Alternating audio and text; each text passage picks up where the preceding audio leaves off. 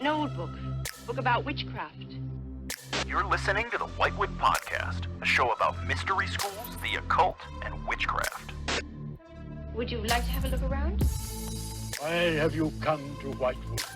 Well, because I'm interested in witchcraft. I'm your host, Nate. Come with us as we delve into the history, techniques, and backstories of these traditions and the people who practice them.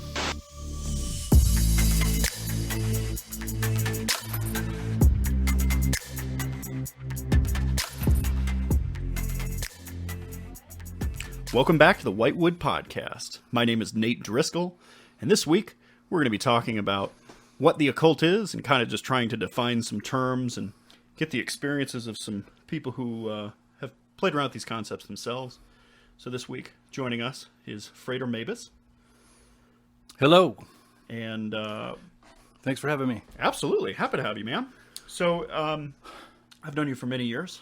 How many years? 10? At least, maybe. At least 10 years, yeah. Yeah, and since the very beginning, our relationship has always been founded on the occult. I think the first time that I met you, you had posted about you were trying to get some group started up, and we had come out to partake in a group ritual that you were doing. That's right. And so from really day one, I knew you as an occultist, and you knew me as an occultist, which is an interesting way to get to know somebody for sure. Yeah, and until you become part of that community, and a lot of the people you know are practicing occultists. A lot more people are than you know a lot of times. So. I definitely agree. There's definitely an experience once you're kind of in that world where you become aware of like a lot more of like just your regular neighbors, like just regular people. Mm-hmm. I think there's a stereotype and a stigma of like it being this weird creep in a robe hanging out in his backyard and chanting at the moon at 3 o'clock in the morning, but It can be. yeah, But not always. That's right. but there's also a lot of really regular people that are doing it too. So, I suppose the very first place to start is, what does the occult mean to you? What is the occult? What's that word? When I think of the word occult, I think about it as an interacting with supernatural forces, depending on how you would like to describe that. Practicing of magic. I think the occult, when I think of the occult, I think of the word, or things that are hidden, kind of like from an esoteric kind of sense. Yeah. But when I think of magic, there's so many different, we could talk about a lot of different forms of it, but I mean, just the interacting with the invisible or unseen, or as Crowley would say, We'll go into the definition of magic later, but yeah, just the practicing of magic in general is what the occult means to me. Yeah. The definition I've been playing with for a while, and especially trying to get this podcast together, there's been a question of like, how do you define something that's such a broad umbrella term, simply in order to kind of explain to people what you are talking about and what you're not talking about, right? And so for a couple of months I've been playing around with like, what is a definition? And the one that I've come up with for myself is that it's the exploration of the divine in all of its forms. It could be positive, negative, doesn't have to be like, right. But it's the exploration of the divine via the tools and use of symbols. And so those symbols can be like deities or myths or those kind of things, or it might be like more elemental or alchemical symbols when you're talking about like earth, air, fire, water, or like alchemical principles and like the process of change. It can be symbolic in those kind of ways. Or in a lot of ways, it can even be like symbols that you put into the world, symbols that you create. Right. And that kind of... Oh, go ahead. That kind of comes into play. Like I started out practicing, chaos magic, and I get that. You can create your own symbols, you can create your own servitors, your own deities, and things like that. And I've had a lot of good results with that. So okay. I totally get that. I agree with that as far as the occult term you're working with. And I didn't mean to cut you off, but no, that's you're what good. I was thinking you're of as you were saying that. When you mentioned chaos magic, can you give it like a brief description of what that is? Yeah, well, I mean, if you want to look at magic is the art and science of causing change to occur with conformity with your will. With that definition, which I believe came from Aleister Crowley, I could open a big can of worms and go down the whole hermetic rabbit hole, and thelemic as well. But, over the years, there was a group called the IoT, for example, Illuminatus of Thanateros. They used to do. It started That's out Peter Carroll's one, right? Peter Carroll, Yeah. yep, and he and several others started out the organization. I think they're still out there. I'm not sure. They are. But basically, if you think about it, they were basically simplifying these really overly complex systems of magic, and they wanted to see if they could have results. If they Sure. just stripped it down to the most basic things, and if they went ahead and created their own, if they'd still see results, and they did. So where I'm going with that is, specifically in my life, that's where I started. I mean, there was a lot of books I was interested in at the time, but when I actually started practicing it, and I used to hang out with some of the IoT folks in Los Angeles, I was really inspired by that. And at the end of the day, if you're getting results, it works. I think that generally speaking, chaos magic a lot of times online in a modern time gets kind of thrown around and associated with silliness. Yeah. Because once you start creating your own symbols, human nature, the nature of memes and the internet and the way that everything is constantly driving itself towards comedy, I think that there's definitely a lot of people out there that are kind of self-driving themselves down a silly route, and that's okay. But when you look at like Peter Carroll's original work, I would agree with you that it really was about deconstructing. You think about like those great chefs that have like, oh, I made this meal by deconstructing what spaghetti is, and like made this whole different new thing by simplifying the ingredient and taking it down to its, its core. I think the same thing is true about like Peter Carroll's work with chaos magic, doing that and breaking down to simplify a lot of his inspirations. I know in the beginning of Liber Null, he lists off a series of religious perspectives that he believes, the way he words it is that they were like leading to his IoT thing, but the way I've interpreted it is those are his inspirations. These are the things that he's tried to boil down and distill into something simpler. Yeah, and I agree. There is a lot of silliness that comes with chaos magicians a lot of times, and I think that comes from the Discordian side of it. Yeah, absolutely. Robert Anton Wilson influenced a lot of those folks. There was a guy that I did a ritual with. It was the Gilliganic rite, where everybody acted out one of the characters from Gilligan's Island. Sure. And we did a ritual. At the end of the day, when you're practicing the occult, and there's going to be a lot of people that disagree with me, but if it works for you, that's what the end game should be. There's if we go down the hermetic side, the thelemic side, the ceremonial magic side, it's very, very specific. You have to be, a very good you have to be really good at memorizing. You have to do it exact. And if you're with your peers, they will point out where you might have missed something, and thereby, if you take it personally, you may feel like it's not going to work. But I think it's going to work no matter what. It's more about intention. So there's both sides of the spectrum. I think both sides of the spectrum are very valid. I would agree with you that like ceremonial magic is definitely much more down this like formal route of like memorizing specific symbols and working with specific symbols, whereas like chaos magic is much more down the route of like inventing your own symbols or finding what works for you, whether that's in just the natural world or whether it's in silliness or whether you take a symbol that is something like like a cartoon or something. It doesn't really matter. If it's working, it's working. I think the value of like a more traditional system that's been established for a long period of time, I think on one level, the more that humanity as a whole works with one set of symbols, the stronger the bond is with those symbols. So something can definitely be said about like using something that someone else has used before you having value. But I think also there's a certain way that those symbols break down into a language, like no one's telling you that you can't invent your own alphabet. Right.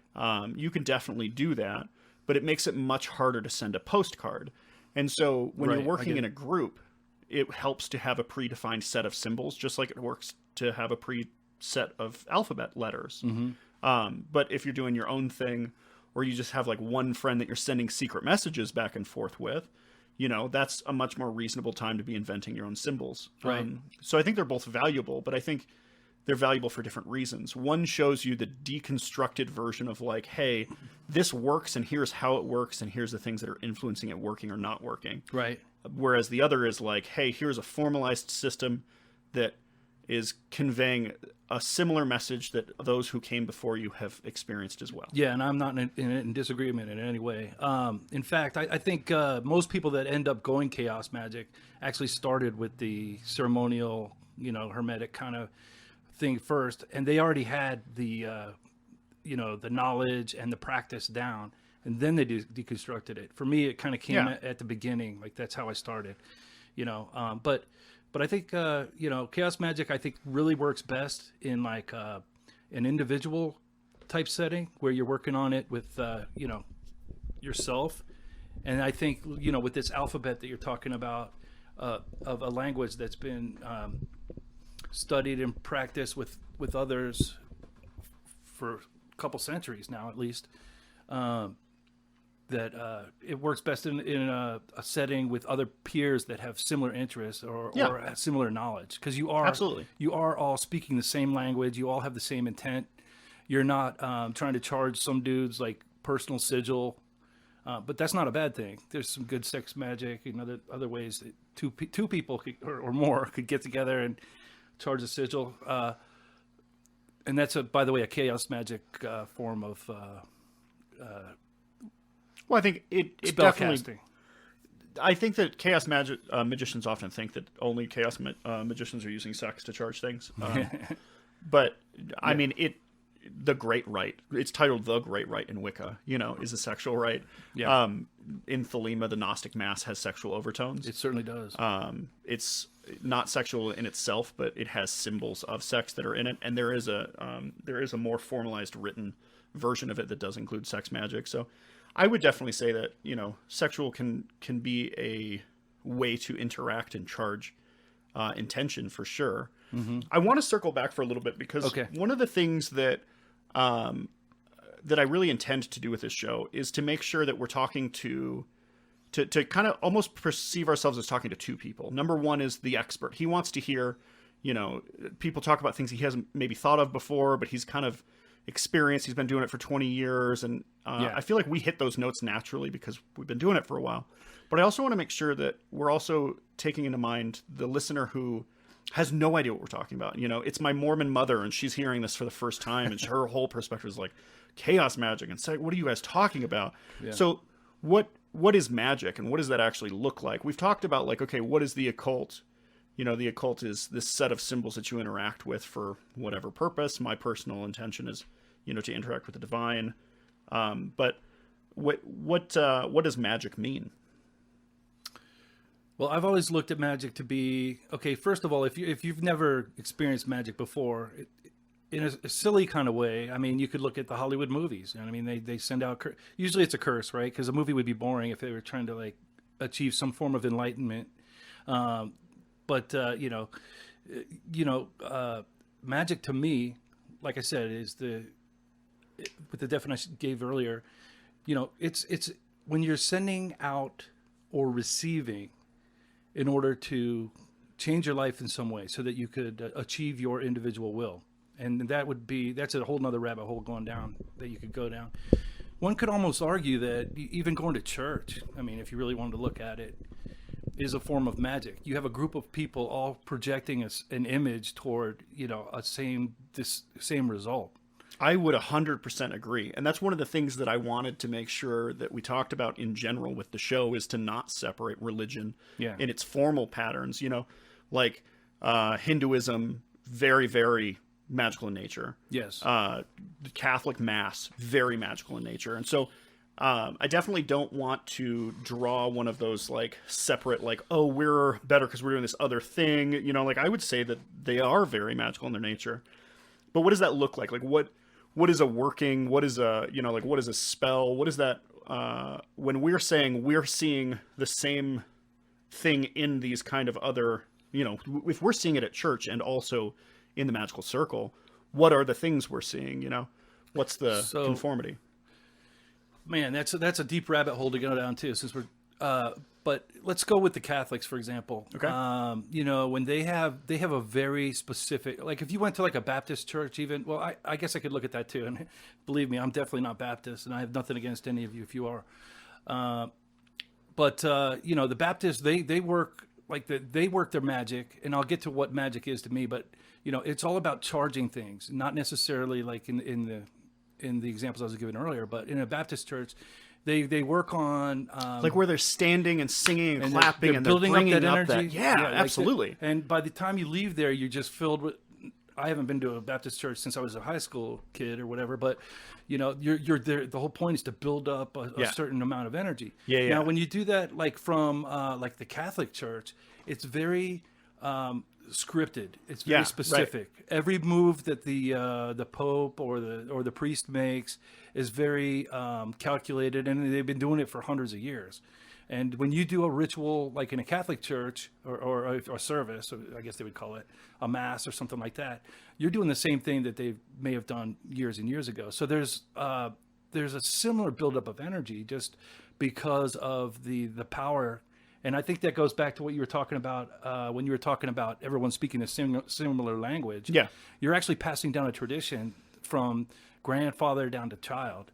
Absolutely. So there's kind of like a what would the word be? Like a resonance that continues through this repetitive process. I think there's a lot to be said about how, like we were talking about different forms of magic already. We already mentioned like the difference between like ceremonial magic being very scripted and very, you know, memorization of specific symbols versus like chaos magic being kind of more deconstructing it to its, you know, to its simpler form. And I think that it's funny that we brought up Baptists and Catholics next because, you know, Baptists are doing this much more like, you know, lots of clapping. We're using sound, we're using singing, we're getting everybody together and excited in one room. Whereas like the Catholic Mass is much more on that ceremonial, we're going to use this censer in order to take incense around and, you know, put a smell throughout the whole cathedral. And then we're going to, you know, have a Eucharist, which is like a sacrament. So there's elements that we would find normally within both ceremonial magic and within like the more chaotic side or just the more deconstructed side that is very much present in just everyday religion. I would say that my definition is supposed to include them. Like there's a reason why I said that it's, you know, interaction with the divine through symbolism, because I include their symbolism as a valid form of communicating with the divine. Right. And I think that a lot of it kind of breaks down to some of our internal processes and some of like, you know, our own connection to things. So you might personally find yourself feeling very, very connected at a Baptist church, whereas I might go and not feel quite as connected to it. And maybe the thing that flips that light switch on for me is more the Catholic Mass or maybe the occult as another option. Yeah. Or like, let's say a Gnostic Mass. Absolutely. Yeah. It's a perfect example. So to circle back to the magic thing, you know, the goal of magic is to utilize tools that you wouldn't use, you know, necessarily in everyday life to achieve this will. And if it is your will to ascend or descend to a certain place, magic is a great tool for that. And so, you know, it can be very spiritual in nature or, you know, generally it is to some degree, but it can be through repetition. It can be through, you know, experimenting with certain psychedelics and mixing in certain types of practices. It can be like you were talking about the tantrics, I believe, or you know, through physical contact with other people to build up energy. It can be really focused and meditative, you know, like forms of yoga where you clear your mind and you focus on a desired goal. I mean, it's a mixing pot, right? Exactly. I mean, like, yeah. And that's one of the things that I've noticed over the years is like the perspective from the outside is that it's like, oh, you know, witchcraft and the occult is basically dancing around a campfire and praying to the devil. Like that seems to be the Hollywoodization of it. And the reality that I often find is that it's this strange mixing pot where some people have gone about all the religions they had access to, found the things that are most conductive to changing their psychology, their energy, their spirituality, like the powerful tools, putting them all into one single mixing pot and being like, hey, check out how powerful these things are. Use them to your own will, to whatever your goal is. And so for some people that might be, hey, I'm going to meditate on, I don't know, the element of air in order to bring in that kind of a concept into my life and maybe change my perspective a little bit, make my life a little bit more down that road. Or maybe that, you know, is like a formalized ritual of like, you know, using certain lights and smells and colors in order to influence your psychology. But I think that it comes more from that kind of a perspective a lot of times, where people have found tools in other religions that are powerful and potent, you know? I agree. It's funny because I think that, you know, what works for one person isn't going to work for the other, right? So it's interesting, you know, if you, and I'm not going to claim to be an expert. I just know how and what works for me. But, you know, I recommend looking at a lot of different things. You know, look at the Wiccans. You know, check out paganism in general. Look at shamanism. You know, there's a lot of different topics. If you're on this show, you probably, I would assume, most likely have a general idea about some of these things. But you'll find what works best for you and what speaks to you. You know, I was really resistant to the Hermetic side of things for years until I started getting involved with organizations that were very ritual, scripted, focused. And to me, that's the ultimate way to do a group ritual, when you have other people that are all on the same page doing the magic. Not really sure where I'm going with that, but I think it's really some important, ideas though, for because, me. like, for example, okay, so you have like a symbol, right? It doesn't matter what the symbol is. For the sake of, you know, ritual, we're utilizing that symbol in order to get some effect out of it, right? And if I have made a symbolic connection with, like, let's say it's a specific type of bird. Let's say it's a dove, right? If I've made the connection in my mind that the dove is a symbol of peace and a symbol of unity, and you've made the connection in your mind that a dove is a symbol of hunting and, you know, consuming meat at the end of the day, they're a very different psychological effect. And when you bring a lot of people together and you're trying to bring everyone onto the same level using magic, it can be kind of complicated in order to make that happen. But if everybody comes together and we already have a predefined set of symbols that, you know, we utilize for these kind of purposes, when someone pulls the dove out of the box, everyone's mind goes, dove, symbol of these 5 things, bam, bam, bam, bam, bam. And everyone's already on one level. So I think there's value to that. And I agree. It's funny. Okay. Let's look at the Masons just briefly. Okay. Yeah. You know, speaking of on the level, because you were talking about that. I mean, there's certain symbols that Masonry uses that have specific meaning, and those meanings go back, you know, hundreds of years, Potentially thousands. Exactly. Well, I mean, very potentially. Well, thousands. yeah. I mean, if you look at the operative Masons before the speculative Masons, going all the way back to Egypt and the Zoroastrians, and you know, the old thousands of years before Jesus. And Hindus. that's not even just a thing that's being passed down in Masonry. I mean, you have traditions that go back into ancient times. Yeah. That, you know, we have archaeological evidence for that are using similar symbols that are being used today. Like, it's kind of a torch that's being passed in a lot of ways from one culture to the next, from one mystery school to the next. I would say thousands of years back, some of these symbols. Not all of them, of course. Some of them are new. And it's good because there's new concepts. There's new things to be working with, you know?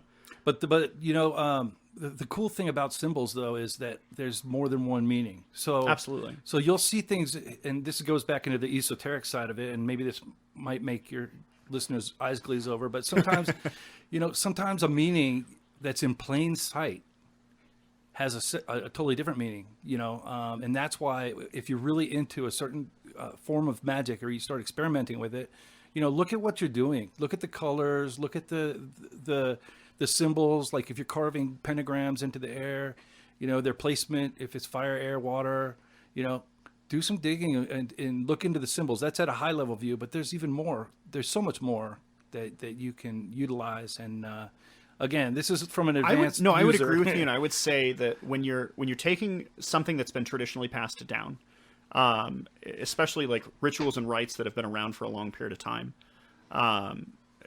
there are very rarely single movements in the entire thing that are not scripted that way for a purpose. Right. So, while you can definitely modify things to your own liking, you know, and I think you can get effects from that, often I would suggest paying attention when you don't understand why something's done. If you think like, oh man, this is stupid, I would do it this totally other way. Stop, take a second, look at what you're doing, try to figure out what the symbol is. Maybe you missed one, you know? Right. So like maybe the pentagram was a symbol of something and there was a reason why we did it that way, you know? Exactly. I think there's a And lot also, to be said there. I think it's best to become an expert at it before you modify it. So I agree. I have no problem. I've written many different banishing rituals and things like that. I've repurposed other types of ceremonial magic, simplified it or made it more complex, but I never really did that. Well, I did definitely in the old chaos magic days. I'm sorry I keep bringing that up, but that is really bring it up all you want. that was the seed that got me started in all this. I mean, I frequently bring up Thelema, even though this is like, it's not a Thelemic podcast. It's not a chaos pod. It's an occult in general podcast. which we both happen to have an interest in. But I'm Thelema, totally right? I'm going to talk about what I know, you know? Yeah, bring it up. But yeah, you should try and at this stage of my development, I like to know that I've tried and done something multiple times where I'm not an expert, maybe next to Rigardi or something like that. Sure, yeah. But Yeah. I tried to do the best that I can for myself. And with that said, once I've looked at that, like for example, if you guys look up Lesser Banishing Ritual of the Pentagram, I think I brought it up a minute ago. Fantastic example of a very old Something to ceremonial. dive into. Everything is like very specific in that, like Right. everything we were just talking about. Perfect example. And you get a couple of Philamites in the room at the same time, and they'll point out, you know, your foot was in the wrong position and things like that. But where I'm going with that is that's healthy. That's healthy to tune your work up a little bit. But then, you know, I'm also of the school of thought that once you've mastered something, and I'm not talking about grades or anything like that. I'm talking about, you know, your skill, you put the effort in. It's not like you did it one night. You know, I'm talking about like, you know, when I was in the AA, I did, you know, those rituals daily, every day. Yeah. For a year. So, you know, I'm just trying to, I don't know. I try not to tell people what to do, but what I am trying to say is, and maybe this is going again too deep. I'm sorry I do that a lot, but you know, learn it. Like learn how to make the dish using the menu correctly.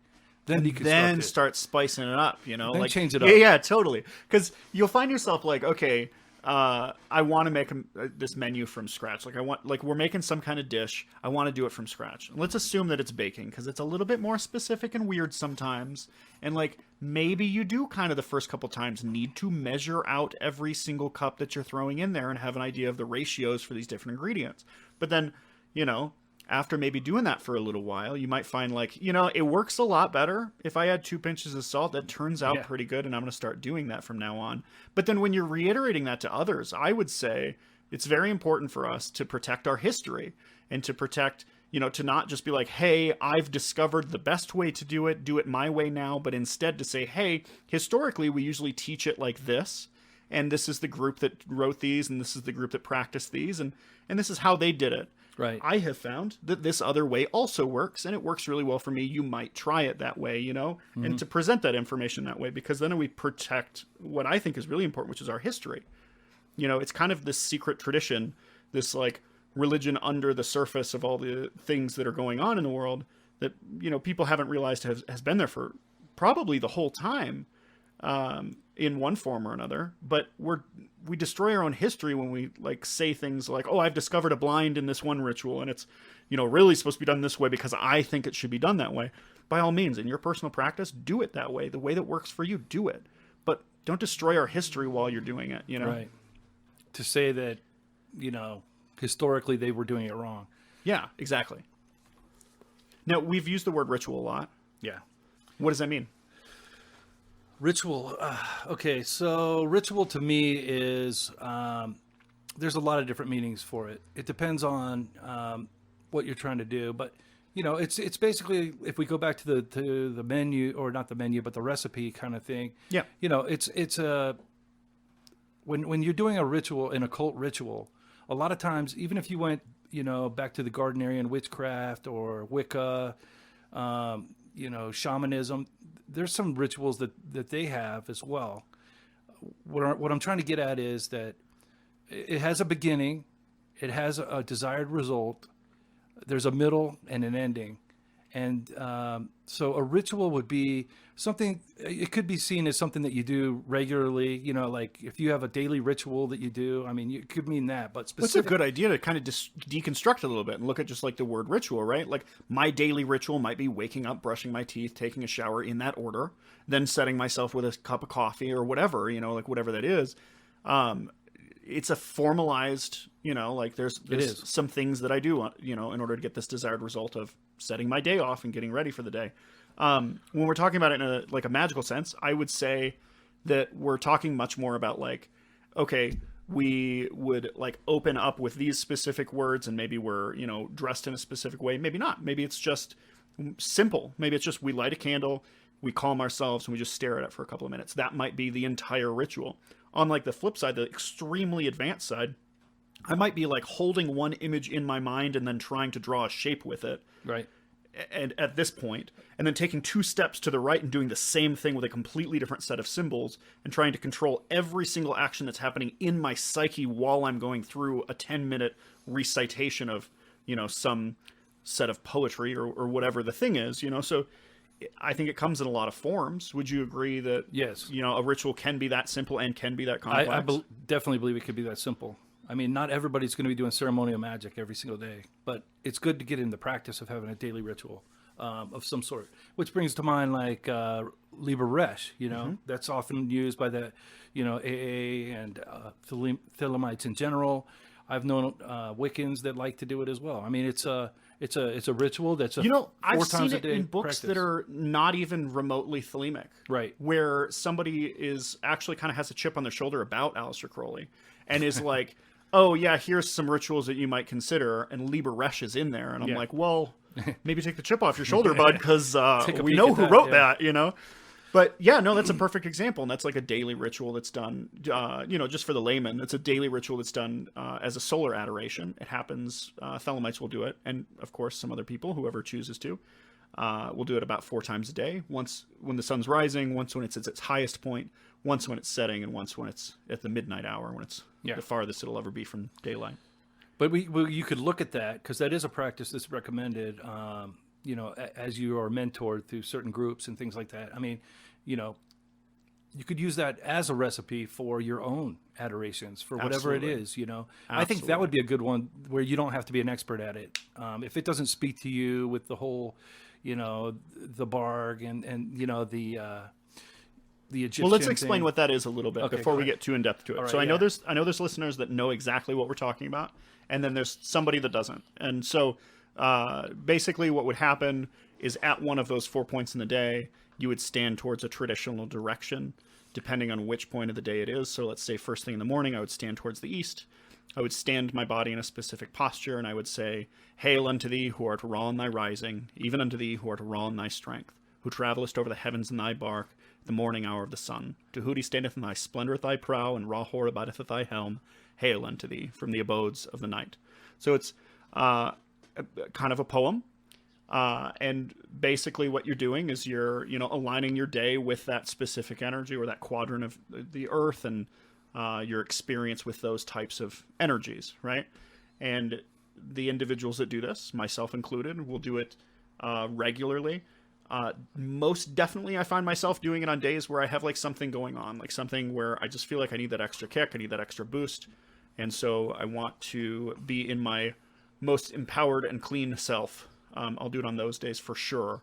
And then I try to do it every day. And the reality is I'm a human being, and sometimes it's hard to keep up a good habit for a long period of time, man. I usually throw it in the mix when I have a really stressful day heading up. Yeah. Like if I'm, 'cause I travel a lot with work, and or I used to before COVID, but it's ramping up again. But what I like to do is, you know, if I'm in an environment like that, it keeps me grounded. It keeps me focused. It gives me something to look forward to. Yeah. And it may not seem like a big deal when you do it the first couple times, but over time it does. It provides something to look forward to. Like, man, if I can just get through this next hour, I can step outside. I can look at the sun.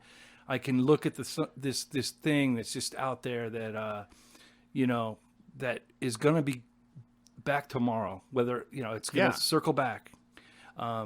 I don't know how to explain it, but there's definitely something to it. And there's a reason why I practice the occult, because, it's not, I never found in religion the things that my peers and friends a lot of time and family got out of it. I had to find my own way. And I found that my spiritual alchemical process came through working these different systems that work for me. Well, and I would say that, like, there are definitely individuals out there that are getting a lot out of prayer and contemplation of scripture. And I would say that is, in a certain way, a ritual. Yes. And especially if you're going to a church and they're like, oh, hey, we're going to first do this, and then we're going to bring on this speaker, and then we're going to say these words. And then, and if your prayer is a little formalized and you're like, okay, I'm going to sit in this particular body posture, and I'm going to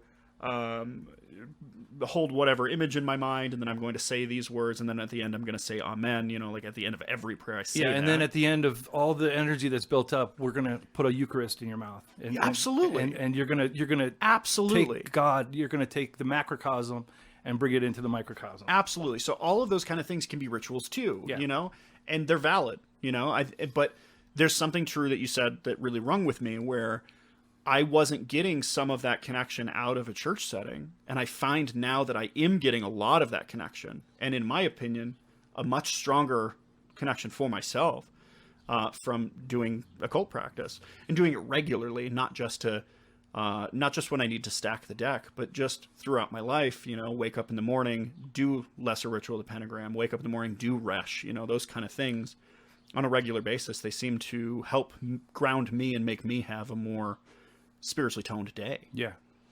It it makes sense why for some of us practicing occult works. And it's not that it's, it actually predates Christianity. It predates a lot of these religions that are out there, where the empire came in and ripped down all the shrines and things like that of the practicing, religions, to replace it with this new, improved, immaculate conceived person. Yeah. And again, absolutely. I'm not trying to disrespect anybody. Well, just historically, we know that there have been several periods of time. There have been an empire which was more powerful than the other empire. Right, and what I'm trying to say wiped is out their religious beliefs. Yeah, they would practice it on a daily. Sure. They would just connect with nature because that's what they were surrounded by. They weren't surrounded by TVs and cell phones and cars and things like that.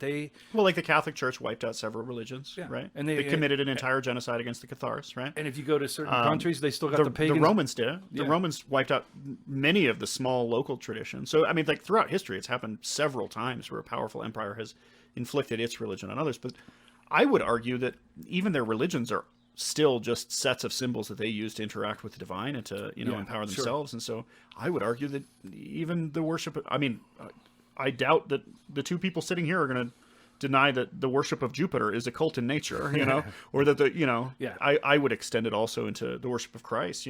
There's definitely some occult potential there. Well, even if you look at it from which I prefer to look, I'm really into, at least on a high level view, like the Gnostic view of Christ.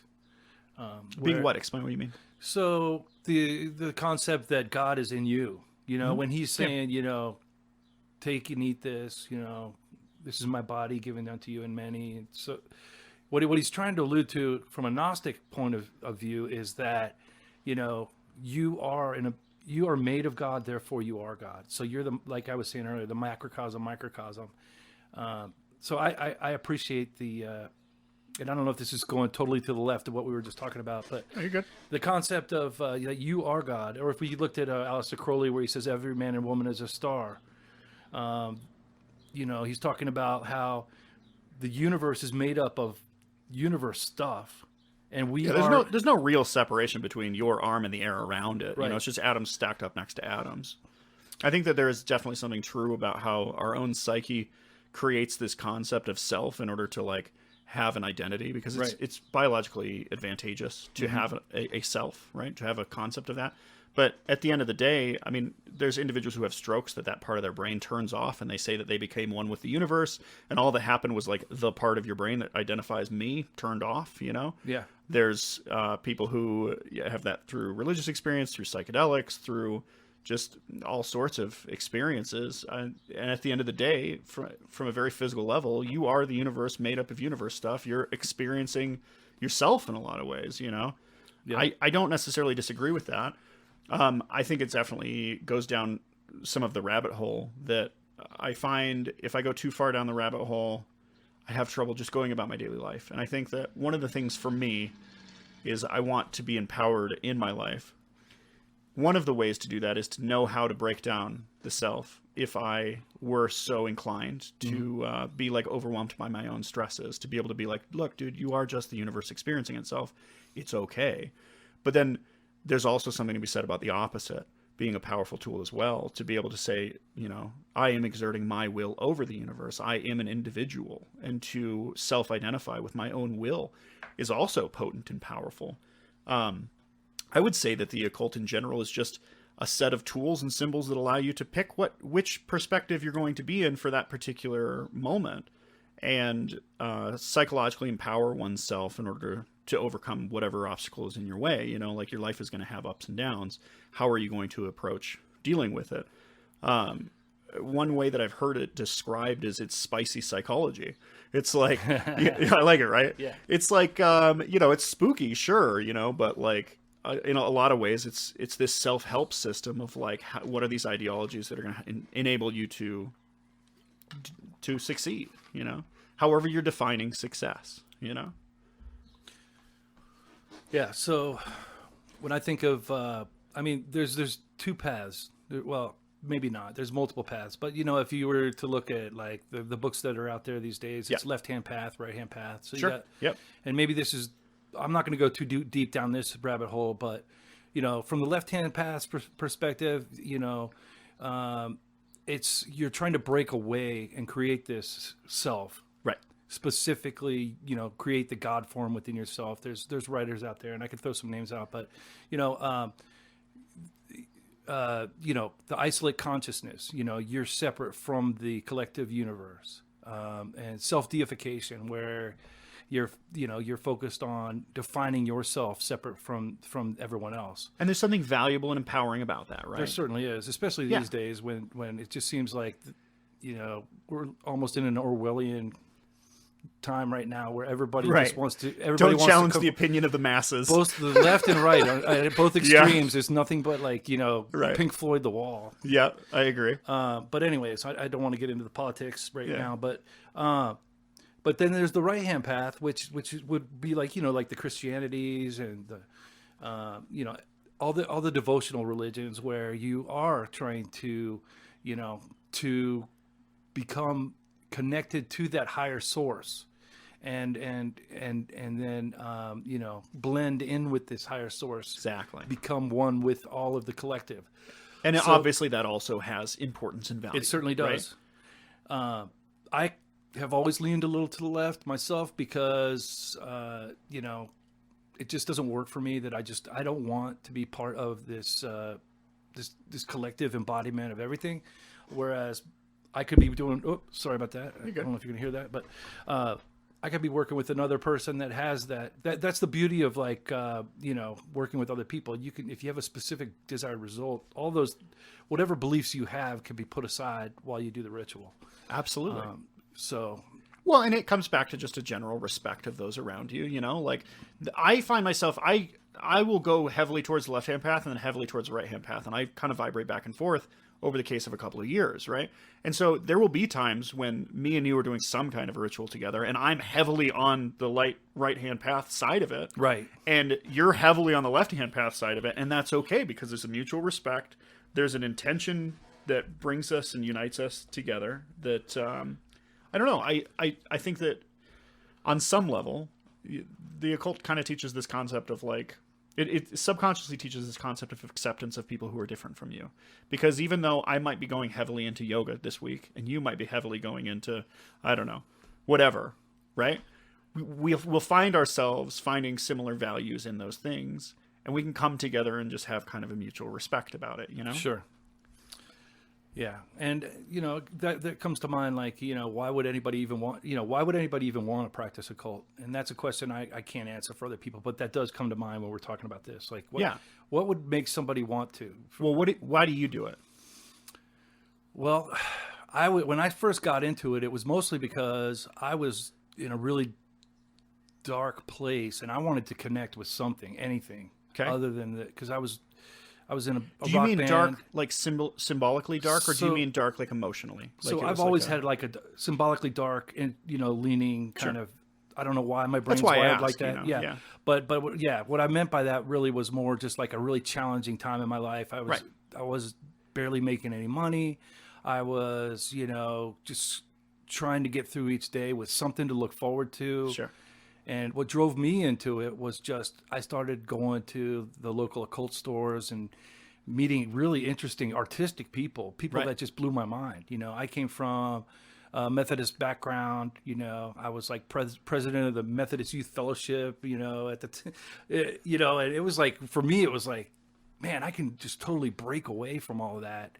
Because it was like luggage on my thoughts all the time. Always afraid that I was gonna, And again, this is going down the philosophy hole here, but that I was always afraid that I was going to be, sinning or go to hell and stuff like that. And then one day I'm like, fuck it. I don't care if I go to hell.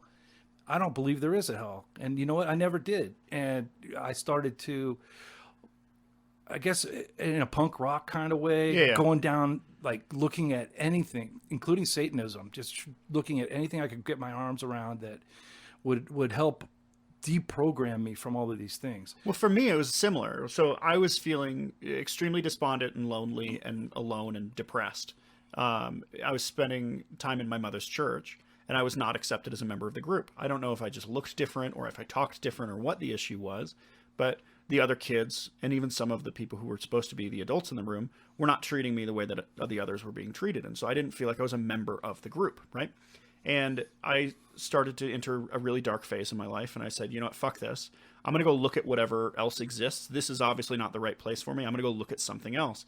And when I was that young, I didn't understand anything about the other systems other than what I was warned against. So there was only, in my mind, my parents' religion and whatever the fuck they were telling us to stay away from. And so naturally, if this isn't working, you go to the other thing. And over the years, I found that like, oh no, this is like a meaningful set of symbols that has empowered my life in a million different ways. And I want to stay here. Yeah. And it's become this obsession, this fascination with it all, right. But like at the end of the day, there had to be this like kind of acceptance of like, fuck it, I'm doing witchcraft. Right. And that, that sounds weird when you say it out loud. It's not something I talk about necessarily with the people I work with. But the people that are in my circle, I've got, quite a few. Those are people that accept me as I am, and I accept them as they are. And it's just that I've just found that practicing magic and exploring the occult is what makes me happy. And I really don't give a shit what anybody else thinks. I've never really tried to fit into that box.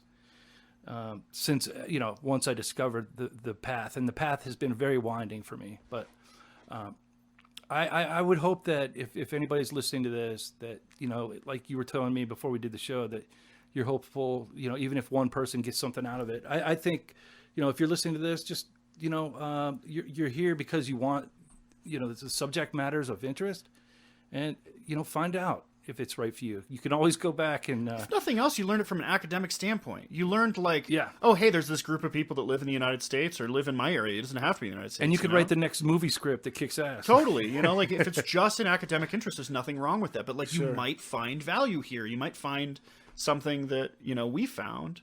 I like to kind of relate it to, it's like God wearing a Halloween mask. Like it is something positive and powerful and intense and will spiritually drastically change your life.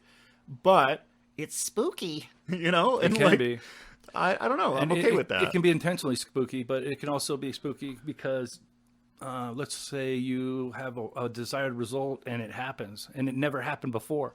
That's the kind of thing that'll sell you on the concept of practicing magic. And I'm not just saying get what would I consider, get material result kind of magic, more even spiritual. Well, you'll get what you're like if you're doing it and you're like taking it really seriously and you're putting time into it and you're saying like it doesn't have to happen in one ritual. I can spend 4 years every morning doing the same fucking ritual and rite. And if you're doing it, it'll happen, right? It will. So be really fucking careful what your goal is, what your and start to intention. like analyze like what do I really want in my life? What's really, is it really just that you want $1 million, bud, or do you want like something more meaningful? Correct. So it's interesting too. There's a lot of debate about what your true will is. Yeah. Some people would look at Crowley, for example, since we brought him up, Okay. and say that what he meant with a lot of his texts was, that everything that you think you want and is your will is not your will. Right. Whereas, I'm one that has the belief that you already know what your will is. It may need some fine tuning, but your life doesn't have to turn upside down and backwards for you to find that will. Like, because there's the argument that, it's your ego or this preconceived notion of what you are that is driving this magic. But in the end, you might find that it's exactly the opposite. And that could be the case. And you'll find that like your preconceived concept of your ego will often be like suicidal in a way where it will not that you would hurt yourself, but that your ego will disseminate itself. It'll destroy itself and it'll say like, hey, I want to have a better understanding of myself, my intentions, my own internal systems. Absolutely. And so you'll find yourself breaking yourself down in a way, so that like childish ego will make way for a more mature ego that has a little more depth because on some level it is what you want, Yeah. And so I think it's a little bit of a mix of both, right? Yeah. There's a debate. You'll find it if you go on Twitter out there. There's like back and forth, who owns the true answer to will. There's some really popular thelemic writers that are just all over people's shit. It's funny because these are the same people that they claim to, do what thou wilt, but then they'll go out and tell you do what thou wilt, but not like that and stuff like that. Yeah. But I don't want to. Well, and it's not my anybody place. out Well, and that's kind of, and we do an entire episode later. So these are not being released in the right order, of course, because we wanted to touch on this topic very early on. But there's a later episode that goes a little bit more into will and like the specifics of that. And I think it's really important that like, I don't define your will. I don't know what it is. And I think you would probably agree. It's not my business to tell, Frater Mavis what his fucking will is. It's his business to figure that out, and vice versa. That's a rod that gets extended both ways. And, I strongly encourage that if somebody's going to get interested in these kind of ideas and they're going to start to actually practice it, because it's one thing to read it in a book. It's another to do it daily and to, find it changing your life. Just be open to the idea that the man on the radio doesn't get to define you. It doesn't get to define what you are going to get out of this. You do. Right. The point is to empower you to do your will, not for you to do my will through you. So if you want to focus on someone else's will, you've got plenty of religions out there that are already prepackaged for you that you can. Well, this dive brings into. up a really good talking point, I think. Morality within the occult world, because we have mentioned sex and we have mentioned psychedelics. Both of those things are things that traditionally in some of the surface level religions would be considered to be wrong. What is morality? What does it look like in the occult world? What would you consider to be wrong? Well, I think every individual has to come up with that themselves. I agree. That's a dangerous question to ask these days. I really think that, specific to me, if we're going to talk about morals, I would say anything that would defile a child or an innocent that, is young. Sure. Definitely is crossing a line that I would never cross. I would say like anything that is a violation of some other person's will. So whether they're stronger than me, bigger than me, older than me, doesn't matter. I probably don't have the right to just like go punch you in the face because, that's me inflicting my will upon your face. It's not my face to inflict my will upon, I would definitely agree that, children, the innocent, be left out of just about everything. But I would argue that like the ultimate morality in the occult world is like, there's nothing wrong with you using this for your own stuff. Right. When you start trying to like curse the neighbor because he didn't say something nice to you, then we're probably crossing an ethical line. But I think we all already know that. There's a reason why that whole idea feels dark and wrong. Yeah, right. Is because, like, you do have, like, a moral compass on some level. Yeah, you have to.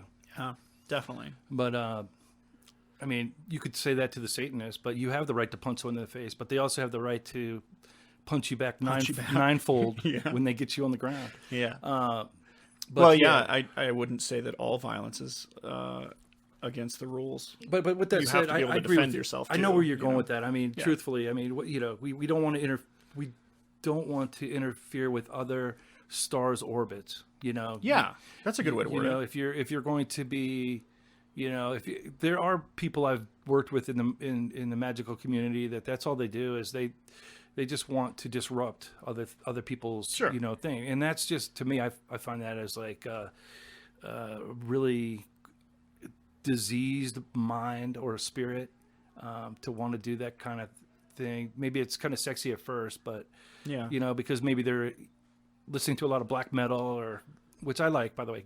I really love Behemoth and other bands, but you know, morality is like as I go back to every man and every woman is a star. Everyone must define their own morality, and I feel like the internet nowadays, you know, you have to align with this group's, you know, morality, or, you know, or your, what's the word I could use without sounding political, or you're just a bad person. Sure. And so You're the enemy if you. I miss the yeah. way it was just even 10 years ago, when everybody was really like free thinking, free spirits. They weren't focused on, hey, did you hang out with this writer this one time at this one party 7 years ago? And oh my God, he was a racist, you know, because he was into, you know, he was into Wotanism or whatever. You know what Sure. I mean? Yeah. Dude, that goes back before the Nazis. You know, if somebody's focused on that stuff, just because you cross them in a path or there's a picture of you with them, doesn't mean that you're that person. You know, I'm just getting burnt out on that on the internet. Well, yeah, I mean, there's And- 10 cameras to every human being living in my country, right? Yeah. There's literally 10 cameras, and that statistic is like 5 years old. I'm sure by now there's actually more because we're all carrying smartphones, right? So there's going to be pictures that exist throughout the world of me in all sorts of situations, whether I like it or not, and I don't like it personally. I like to be a little more private. The chances that I have not walked past somebody who is morally reprehensible at some point in my life are pretty fucking low. Yeah. And there's a pretty high chance that there's a picture somewhere of me next to that person. Well, I've been Does that around mean a that lot of I, those people. you know, was like them? Did I act in a morally reprehensible way? Probably not. Yeah. Sure, there are definitely certain people who do. But let's say you go to an know. occult store, for example. And, Okay, and I yeah. don't want to go all over the place on this, but I do want to touch on it, because since we are talking about morality. Yeah. You know, when we go to these, like, because we'll go, like, to a local occult store. They're having, like, let's say, Baltine, you know, festival. Yeah. And it's a lot of fun. You're around a lot of people, and you spark up a conversation with somebody. And then somebody says, ooh, I saw you with so-and-so. They were a bad person. Look at this It drives picture me 10 years insane. ago. It First drives of me all, insane. they may not even be the same person they were 10 years ago. They may not even be the same person they were 10 years ago. And Just before we recorded this, Neil Patrick Harris, who's an actor, he apologized for a cake that he made at his party 11 years ago. Now, it was an insensitive cake. It was a cake of somebody who had just recently passed away, and it was like a cake saying, like, oh, it was a Halloween party, so like, oh, spooky, it's her dead body. And okay, I can understand that it's a little, you know, Yeah. it was a little taboo of a cake. But at the end of the day, apologizing for a fucking cake that I had at a party 11 years ago is a crazy idea. It's the current way. I think it's because, you know, we're awakening, and this is an interesting point for Okay. occult. We're awakening in a time where nothing is forgotten. Yeah, Everything, yeah. including this. This is going to be floating out there on the That's internet exactly like 50 one- years after I'm dead. Even That's if- why I even want to if- make it. It's no going back now, man. My point is, yeah, I've already come this far. I might as well keep pedaling. But what I'm saying is that I think it sucks, because I really, some of my fondest and most deepest, most spiritual experiences that I had practicing magic was pre-internet. That's interesting. Now, I mean, I Yeah. still have these things as I get older. I still have things, but that awe of just like wonderment, you know. I had to get a book at the store. I had to read it, I couldn't You know just what, Google though? it. You know in what I'll 5 seconds. honestly say? All the best material, especially in the occult, is in books, physical books. It really is. Yeah. You might have to track some of them down. They might be out of print. They might be very expensive because they're out of print. They might be easily available in a PDF. Sure, it exists. But I'm telling you, all of the best material is in books. Yeah, and if you're using Twitter or like, one paragraph posts to direct your occult path, then you're probably following the wrong people. That's all I'm saying, Yeah, absolutely. Okay, so So where are we going with this? I apologize if I got us you're off good. track. I have written down a question that I think is very funny, but also it kind of touches on something that really happens. Why the fuck does everybody in the occult wear black? Me and you are both wearing black t-shirts right now, and know. we didn't call each other. We weren't like, hey, we're going to be on this radio show that has no video whatsoever. We should both wear black. Why? It's every time that we get together in a group of like 20 people and all of us are occultists, like there's like one t-shirt of color, and that one has like skulls on it. I don't know what it is, but I've always been really connected to black. I just really like just covering myself in black. But you make a good point, man. I mean, It's- at the end of the day, dress how you're going to dress. Yeah. I'm not saying to that one person that's starting with the occult right now, and this is like, they're listening to this podcast going like, hey, what kinds of things should I look into? I'm not saying there's a uniform that you should dress this Yeah. way. I'm saying be authentic, be whoever you are, dress how you want to dress. It is really fucking weird how many of us wear black. If you went into my closet, of course I wear blue same. jeans, too, but everything's black. I have black, I have gray, I have off black, I have, everything that, yeah. So I don't know. I can't answer that question for other people. But when I'm thinking about 90% of the occultists that I practice with, they all wear black as well. I know. I noticed it a long time ago. And then there's like a 10% group of people that wear like tie-dye shirts. Oh, super colorful. yeah. Yeah. The one person in color, that person characteristically will show up to the party in like, a really colorful scarf and stuff. And Yep. it's all good. We don't judge. But it's That- weird. that's like, funny that you there's bring that up, something though, yeah. that everybody is like, like there's a similarity. What are the differences between like people and the occult? Like, okay, you've known a lot of people that wear black t-shirts. How were those people drastically different from each other? It'd be well. Let's see. You got the goths. You got the BDSM folks. They tend to like to wear a lot of black, from what I understand. You got the the black not metal necessarily the folks. black t-shirts. I mean, like, how were those people different from each other in their lifestyles, like who they are as people? Like, I've met a lot of people who are like extremely interested in history, extremely interested in like book learning, like that side of it, right? Right. But then I've also met people that are much more interested in like the emotional experience that is a ritual. They're much more of like what it feels like when it's currently going on. And I've known people that are coming from, this guy's a contractor, this guy's a janitor, this guy makes a lot of money. Maybe he's doing sales, maybe he's doing, IT. There's a huge spectrum of different kinds of people. Yeah. What would you say the most drastic two personalities that you have witnessed in your entire life in the occult that are the farthest away from each other? Are you talking about lifestyle? Yeah, just in general, who they are as people. Well, I think people might be surprised to think that I don't know, people that are in corporate America. Oh, that, yeah. That they dress in suits and ties all day, and then when Right. they get home, they rip that shit off and they get into more comfortable setting and start practicing magic. They are very material focused, but they're very spiritual people also. And then the other extreme would be, people that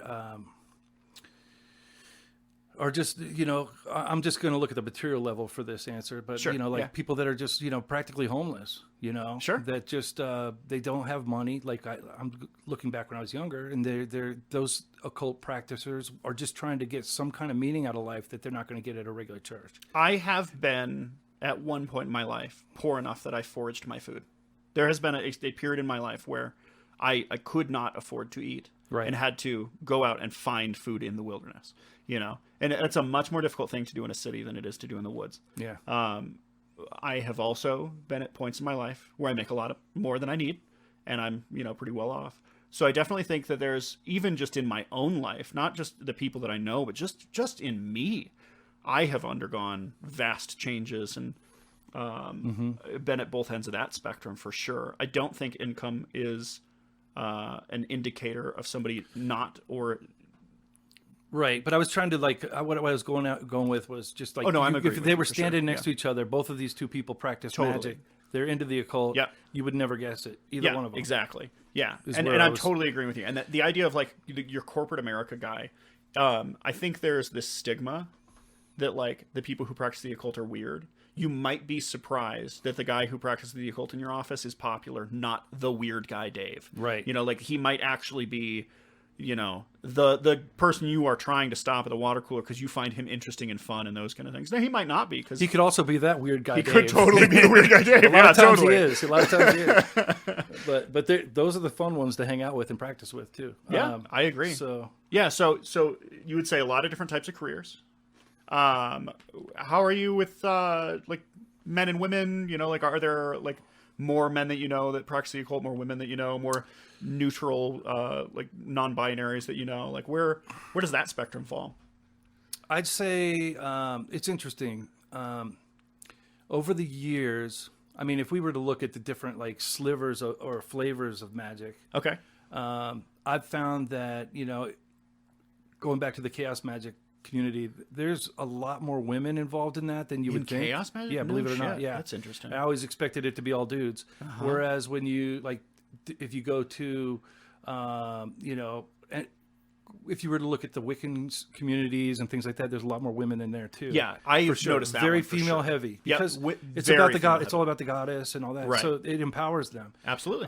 In the Thelemic community, maybe not so much locally because there's just not as many people, but in the bigger cities, like I've visited, you know, with OTO bodies around the country, you know, like in Chicago and San Francisco, Seattle, LA. I hung out with them a lot when I lived in LA. There was a good balance. There was a balance within the OTO community. I Little find male heavy smaller out Thelemic here. communities, like if it's like a small body, is very male centric. Yeah. And then I find the larger ones are very 50-50. Right. I've found that no matter what the size is of a Wiccan group, it's mostly women. Right. There are definitely some men involved in it, and by no means are they like, I don't know, like feminine or any way. I've known some pretty masculine buff dudes that are interested in Wicca, but like if you just took a toll of like, you know, took a poll of how many people are like, you know, men or women within Wicca, mostly women. And, Right. and it makes sense. A lot of the ideas, the myths, the symbols that they're using are, you know, feminine centric or borderline feminist, you know, where they're like promoting, you know, female equality and those kind of things. So, And I think the non-binary sense. thing, you know, I think that is just starting to reveal itself. You know, a lot yeah, of people, it's true. It's even hard in to the, tell yet. Even in you the know? occult, I feel like it's just starting to break through the eggshell because it's like a lot of these people, even in the communities where you're supposed to do your own will and things like that, Sure. they haven't felt comfortable coming out and being gay or non-binary. So. I can't really answer that right now. I would say that in one's 5 years we difficult. should revisit it if you're still doing the show. Well, I think a lot of people are starting to Embrace who they are. Yeah, exactly. And obviously, the occult is this tradition that encourages individuals to embrace who they are no matter what. You know, Right. like, and that's why individuals find themselves in the left-hand path, right-hand path, somewhere in between, a mix of the two, flipping flop back and forth, is because like the individuals around them are encouraging them to express their spirituality as they will. You know, and so there's definitely not like a set of rules that says like, hey, these individuals aren't allowed to be themselves in our, you know, circles. That being said, I don't think we do know how many people truly identify like that. I think I would agree with you that like there are people who might be uncomfortable with the idea at this point, and that's okay. You know? Yeah, and to all you ladies, I am straight, by the way, just throwing it out there. But all three of you. No, but check this the out. 3 women that listen to my podcast. So yeah, you might overestimate our viewership. come on, man. This is going to change everything Yeah. tonight. Okay, so I wanted to kind of go over just like some general things that are occult in nature and just kind of get your perspective on them. Like one of the ones that I wrote down was alchemy. So it's a word that already came up in the podcast. What the fuck does that mean? What is alchemy? Well, the alchemical process in general is the desire to take something and make it into the what's the stone called? The Philosopher's Stone. The Philosopher's Stone. Their goal is to, I mean, the goal is to create this Philosopher's Stone. And there is the form of which you would actually go through all of the processes. like individuals believing like a physical alchemical process, Right. process to create this actual stone. like a physical stone. Yes, Yeah, okay. the solve et coagula or whatever. Sure. You know, working toward like taking something really base and turning it into something incredible. Okay.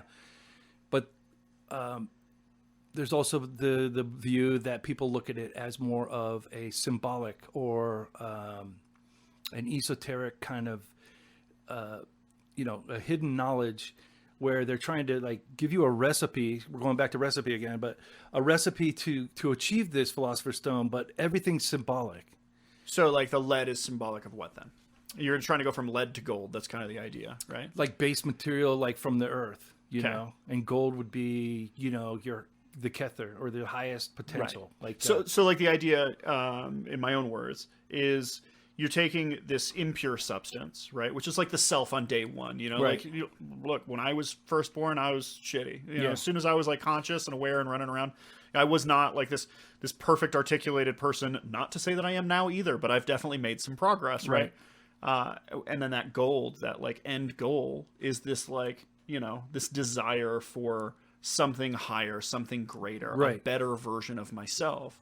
So I would say like, when we're talking about like symbolic alchemy, as opposed to like physical, where like somebody's intending to make a physical object, I would actually argue that there's a lot more interest for myself down the symbolic alchemy Yeah. of saying like, it's this system of change in order to take something from lead and then slowly, progressively through these different stages until you get to this more pure, better thing. So yeah, and when I look at it, for me, I mean, again, I'm no expert in alchemy. I don't actually practice alchemy, but I do use the the stages at some points to gauge like where I am in my life and things like that. You can do the same with like the Kabbalah, with the Tree of Life and stuff Sure. like that. It's a great example. I mean, to me, that is almost there's a lot of different applications to the Tree of Life.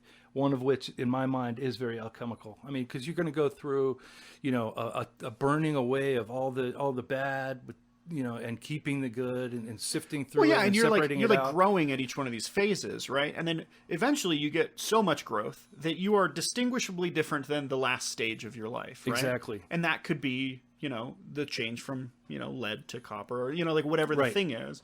And it kind of reminds me. I mean, I hate to make this reference, but the Temple of Set, they have this word called Why do you kefir. hate to make that reference? Kefir. Well, I just don't know if anybody even knows what that is. But Just explain kefir means to come into being, Okay, and yeah. and the concept of kefir, that's Xeper, is that, when you go through this stage of change, this alchemical change, and it happens multiple times in life, not just at the end, like Yeah. at the great Yeah. realization at the end. You can't look back at the past and see it the same way.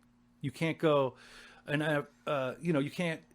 When you've reached that coming into being Absolutely. or becoming, as the Hindus would say and others, when you've reached that point where, and a lot of times, by the way, of course it's magic intertwined and things like that, but part of the magical process is, as Crowley would talk about, the challenges in life, or what did he call it? I use the word The all the time. trials or something? What is the official word that he uses? There's a couple of different times. It's The ordeals. The ordeals. He uses Yeah, that sorry. word too. Yeah. It's yeah, this yeah. beer here. I need another You're one. good, man. But the ordeals in life, those cause that alchemical, of breaking away of the good and the bad, because you need those also so that you can look back and go, when you go through that change, you can look back and go, man, I lived through that. I'm stronger now. I have a new perspective that I didn't have before. So it might just be symbolic of like regular life and things that you're naturally. I mean, you don't even have encountering. to practice but magic it could to go- also be like magical, where you're like, I'm going to do a ritual, and it is using this one symbol a lot, and Or I'm as you gonna go through each phases. stage, this is going to be my focus, Yeah. And as you get closer to the top of the kether or whatever, Right. then it becomes more meditative or prayer focused, or, connecting with your higher self, or, your holy guardian angel and things like that. Absolutely. But you have to start at the base level where you're learning and trying to do things. And you're right. This applies to life in general, man. It doesn't just apply to magic, but the alchemical process is almost like, because most people bump through life and then they learn a little bit and then they go back to doing the same thing, or they don't really realize that they've changed or anything. Whereas the alchemical process is a definite, focused desire to get to to a certain point. And sometimes when you get there, you're not the same person you are when you left. But either way, you can't look back. Like a butterfly doesn't see the world like a caterpillar. Right. Absolutely. Once you've gone through that change. Absolutely. Or to make the Ascetian kind of analogy, when it changes, when the scarab turns into the stag beetle, or when the dung ball turns into the beetle, all these multiple beetles. They used to see the Egyptians would look at, and maybe I'm going way off topic here, but it's all good. Yeah. Yeah, they would look at the scarab pushing the dung ball around, and then they'd bury it. Yeah. And then all of a sudden, the reason why the dung beetle was pushing it around is because they bury, they're laying their eggs in it. Yeah. And so they bury this thing, and all of a sudden, all these bugs come out of the earth. Magic. It was like magic. Like, wow, Yeah. one became many. It was like Right. this magical bug that just they thought it was just interesting enough that he was pushing the ball. And then Well, it's interesting that you brought up Egyptian while we were talking about alchemy. I know I'm all over the place. No. It's actually dead on point, because the word alchemy, even though alchemy was, heavily practiced in the European courts in 14th and 15th century, the word alchemy is a little bit more inclined down the Egyptian route of al and chemi, right?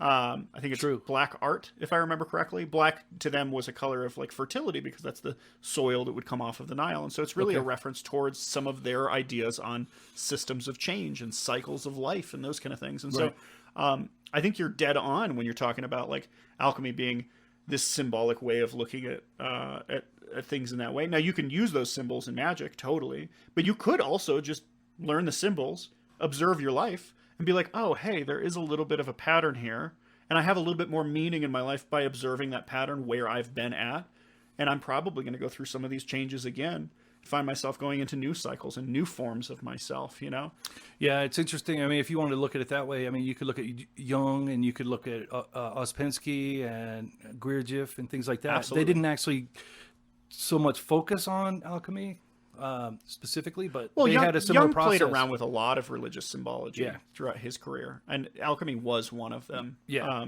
He definitely wrote pretty extensively on it. The others symbolic not as nature much. of alchemy, for sure. Absolutely. Yeah, and as we're talking about magic, and we're talking about changes happening in accordance with the will, Jung, we're talking about Carl Jung. Carl Gustav Jung was he was a psychologist. He was not really heavily into the occult, but the occult world really likes his work. He dealt a lot with the subconscious and symbols that exist in the mind. He was the student of Sigmund Freud, and later became his rival as they started to disagree on some topics later in their careers. Jung wrote a book that dealt almost exclusively with the idea of things happening in...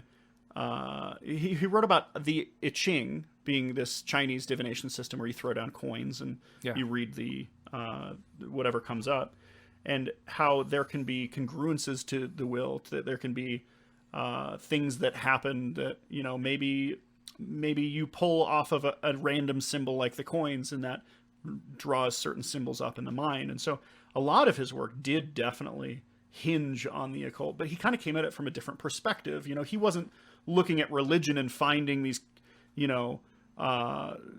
practices that he was actively practicing in the occult. For him, it was much more like this academic research into the symbols that exist in the mind, and his belief that they were tied into religion as well. Which kind of transformed into art as well. Absolutely. Later. Yeah.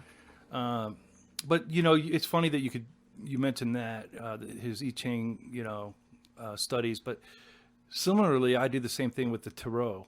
It's a perfect example. Yeah. I'll pull a tarot card, not for divination. I don't necessarily always believe that. I will sometimes. Yeah, I definitely do dabble a little bit in divination. I believe that it works. Oh, I believe it works. But what I'm saying is, most of the time when I grab a card, it's really, hey, what do I need to focus on today? Right.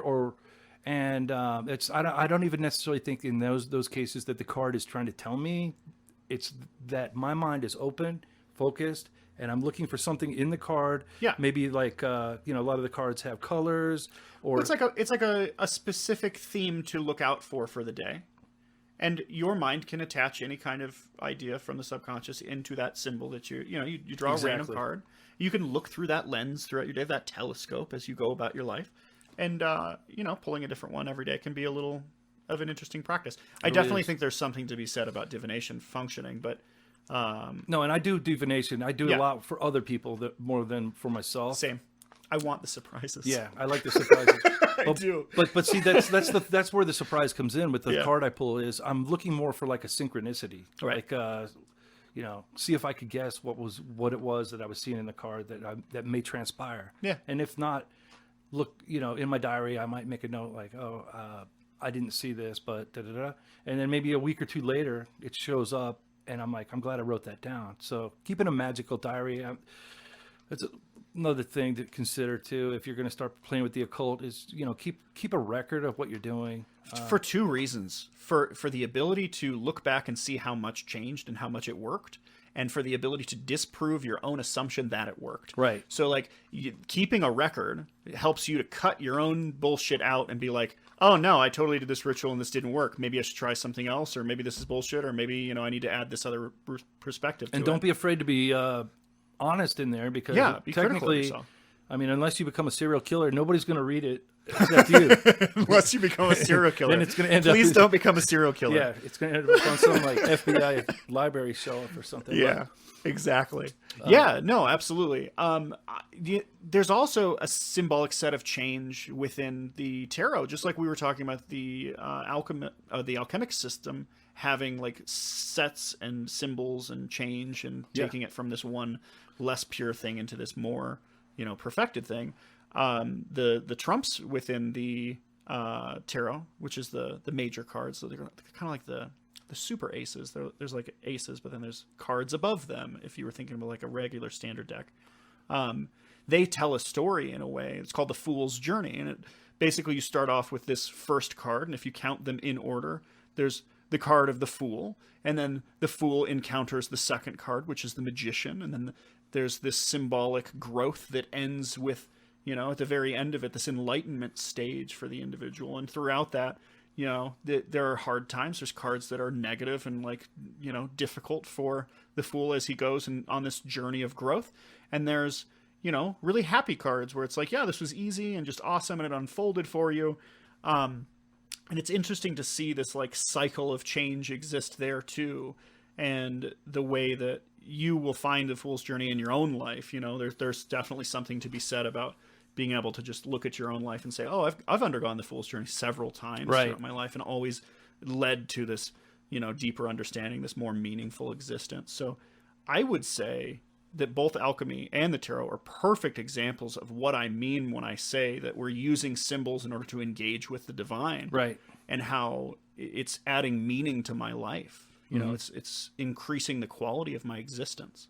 It's funny because when I look at the major arcana cards, which is another name for the trump cards, right? For anybody that doesn't. So if you notice, the Fool card is the 0 card, and then he becomes the Magician. So I've always looked at it like, sometimes the Master looks like the Fool. So like when you start at the first card, he's standing on the edge, and there's a dog, nipping at his feet, pushing him over the edge. It looks like he's going to the edge. He's dancing toward the edge. If you're looking at the weight deck. But what's interesting about that is when you go through these transformations that we've been talking about, you look like the Fool to everyone else. Absolutely.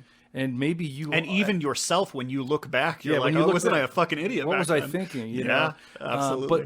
But before you go into that proverbial change, I guess you'd say, is you look like the Fool to everyone else. Yeah. And then you become the Magician, which is absolutely right. Now you're in control. Now that you're the one doing the magic. It's kind of like the tipping point thing, where like when you come up with an idea, then everybody disputes that it's a good idea, and then when it reaches a certain point, it tips. Well, and what I love about the Fool's Journey is that it goes through stages that include the bad times, right? But those are still moments of growth. So like it gets to the point of the Tower card, and the Tower is everything falling apart. Right. It's like if you're not considering blowing your head off, you're probably not at the tower card right now. Yeah. Like, it's a dark time. It's this shadow work of like, so where is my self-worth? Obliterated, everything is, my house Everything is falling fell apart. apart. I'm broke, it's just everything terrible happening all at once, and you just can't get past it. Like, that's Right. what it feels like. But guess what? On the other side of that is some more positive stuff. And when you get to the very end of that cycle, you're at this whole other level of the way you look at the world, and then Yeah. you start as the fool again. It it's cycles a back. never-ending cycle, and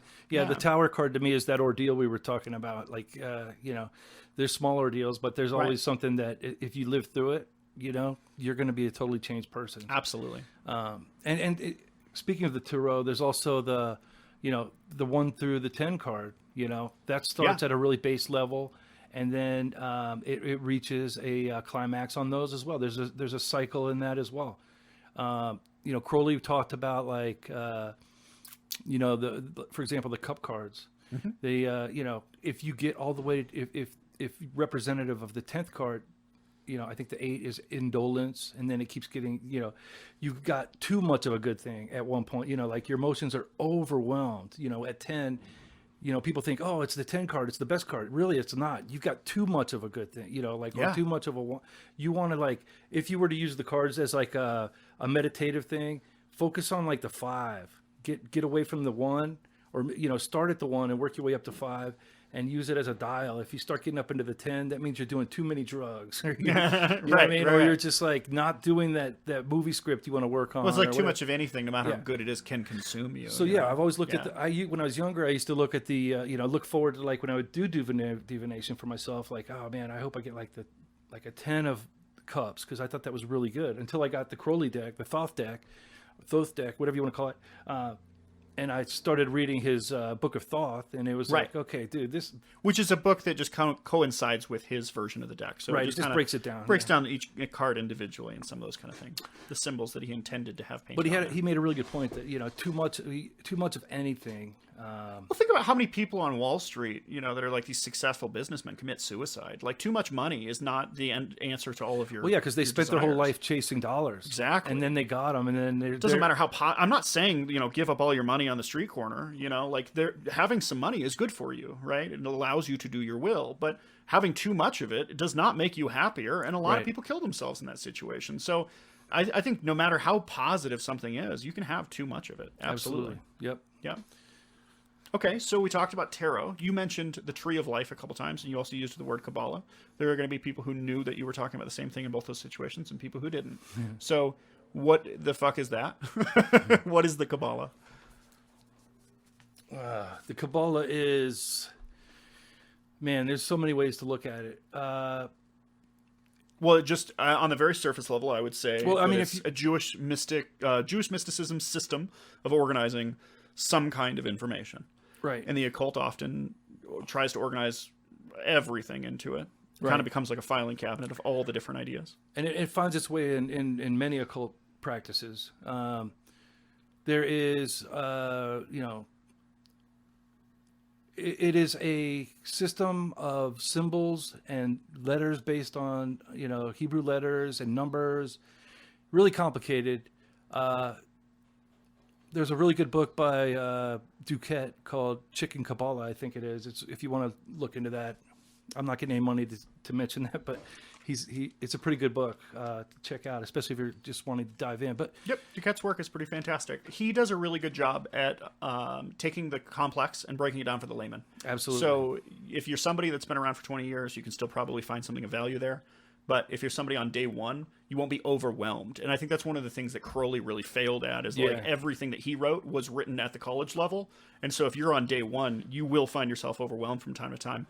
Not that I say, avoid his work. By all means, dig into it. It's fantastic. But Crowley was writing for his peers. He He was writing for his peers because everybody that he considered, worthy of his time were folks that were in the Golden Dawn. Right. That already had all that knowledge, and he was just speaking at that level. Right. Okay, so I want to wrap Kabbalah up, and then I want to dive into Golden Dawn. So the Kabbalah is what? It's a set of symbols. There's a shape to it. So you got the tree. If you've ever seen it, that you can see it in. I'll put it even in a Masonic lodge. I'm not giving away any Masonics. So every episode has a page on the website. The website is whitewoodpodcast.com. if you go to the episode notes, I'll show a picture of the Kabbalistic Tree of Life. So Okay. that makes it easy. So yeah, there's these pillars on. There's one on the left, one on the right. One is black, one is white. It represents, light and dark, and it doesn't necessarily mean good and evil. What it really stands for is more like, seen and unseen, knowledge and light. Aggression and passivity. There's definitely there's a balance in Right. life. And the Tree of Life, as you travel through it, you have to make your way through, these symbolic, into the dark, back over to the light. It's traveling between. So it starts both. off, you've got like 10 circles, right? They call them the spheres, right? Right. So there's these like 10 different, in Jewish mysticism, they were different aspects of God. Right. We use them in the occult as a little bit more generalized. Now, there are definitely occultists that are theists, and there are occultists who are not theists. But they tend to be the spheres are a little bit more generalized in the occult circle. And then there's some lines in between those. Right. And on one side, you have this pillar that goes straight up and down throughout a lot of spheres. That's the pillar of severity. And on the other side, you have the pillar of mercy. And a lot of the ideas and symbols that are on the one side are tied into this concept of strength and intellectuality and, division of things. And on the other side, you have this, the opposite. You have this like mercy system, this, Right. What you would probably consider like Christ-like systems, Right. Yeah. And the goal would be, to someone that was practicing Kabbalah would be to be that middle pillar that moves Right. up the middle. The balance, yeah. And in order to do that, though, you really have to step onto each side of the path to perfect yourself toward God, or to understand, your interpretation of God. And because it's Jewish mysticism, a lot of it is tied into some of the symbols that exist in their scripture. So you'll often find this this set of symbols encoded into their scriptures, because a lot of Jewish scripture was passed down into the other Abrahamic texts. Yep. There are Kabbalistic symbols in Judaism, Christianity, and Islam. As well as a lot of the occult traditions. So it tends to become a very interesting field of topic because you will find it symbolically wrapped into a lot of different religions. But at the end of the day, it's a way to organize information that we often use to write. You could do a whole communicate, show and on Kabbalah. We will. There's no way I cannot imagine not diving into that large of a topic. It's so influential. It talks, it influences too many other works for us to not do an entire episode or several, All right. So Kabbalah, that was one. But we also talked about the Golden Dawn, and I wanted to talk at least in part about secret societies, the Golden Dawn, covens, there's group work. And, the OTO, the AA have both come up in this conversation. Yeah. Golden Dawn's a perfect example of a historic one that, neither of us were members of at any point, but we're probably heavily, I know myself is heavily influenced by their work. Absolutely. What's your view on secret societies in general? Initiatory systems that exist out there. So the word esoteric, which I brought up a few times, it's hidden knowledge, I believe. I don't have the dictionary in front of me, but I believe it has to do with hidden knowledge within a group setting, or that only a few know about. And I think that I don't believe that secret societies or fraternities or whatever you want to call it. I don't think it's for everybody. Okay. But I've had a lot of enjoyment working within certain bodies. I think there's definitely something great about that. When you look at the Golden Dawn, again, I've never been a member of the Golden Dawn, and I'm not even sure that. Well, they were gone by the time that we came around. Well, there's another one The Golden out Dawn there was right founded in 1888 and was dissolved by 1903. Right. So we didn't have the opportunity to, but Well, I mean, there literally is another guy there's a guy that's claiming to be, well, yeah. So the true Golden Dawn Golden Dawn, fractured into 4 major mystery schools. Yeah. And one of them is the AA, right? So Aleister Crowley, member of the Golden Dawn, heavily influenced Thelema and heavily influenced my life as well as yours, right? So But we get some of their stuff, but now there is this revitalization after many of those children have passed, those children orders have passed on their secrets and passed on and fractured as well. And now there are individuals who have tried to revitalize the Golden Dawn from the ground up, where they may or may not have been formally initiated. I'm not sure,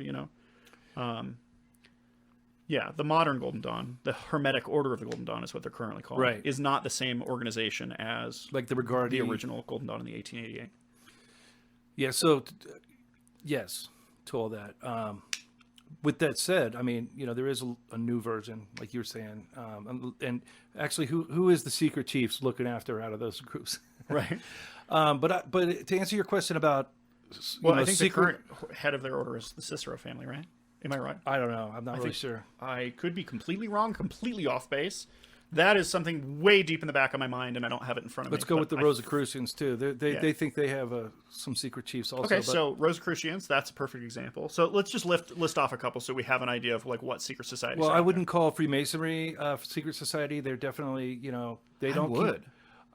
I would. They don't publish their membership. They don't. Yeah, they don't. That's what makes it a secret society. No, there's an initiatory system, and they don't publish their membership. They might not be occult in nature. They might not be actively practicing the occult. That's okay. I would consider them to be a secret society. No, what if you were to ask a Freemason, they would say we are a society with secrets, not a secret society. Oh, that's what they would call it. Sure. Because of course, they want to protect their membership, but most of the work and outside of the degrees, and we have secret handshakes.